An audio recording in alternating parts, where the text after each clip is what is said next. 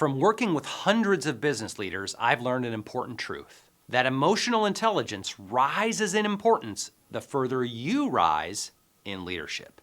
You see, as you climb the leadership ladder, technical expertise gradually takes a back seat to people skills. What truly sets exceptional leaders apart is their ability to manage emotions, both their own and others, create alignment, and influence outcomes through relationships rather than direct effort. But ironically, the higher you go, the less honest feedback you receive. See, people naturally hesitate to speak candidly to the boss. That's why self-awareness and self-regulation become critical the closer you get to the top. A great recent example comes from former WD-40 CEO Gary Ridge. He had a phenomenally successful time at that company, not because of his technical abilities, as the title of his book, Any Dumbass Can Do It, playfully suggests, but because he built a high-trust, high-performance culture primarily through humility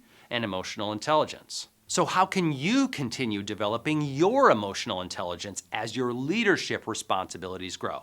Well, you can build a personal feedback system. You see, you can't improve what you don't see. Create structured ways to receive honest input, from 360 assessments to conversations with trusted peers or external coaches. Make it safe for others to tell you the truth. Second, get clear on your emotional triggers. Regulation begins with recognizing what sets you off. Self-mastery requires self-observation, especially at times where you're under pressure. Notice those patterns that you fall into whenever you are in challenging situations. And third and finally, stay curious about yourself and others. As your leadership scope expands, curiosity becomes your superpower. Ask more questions than you give answer.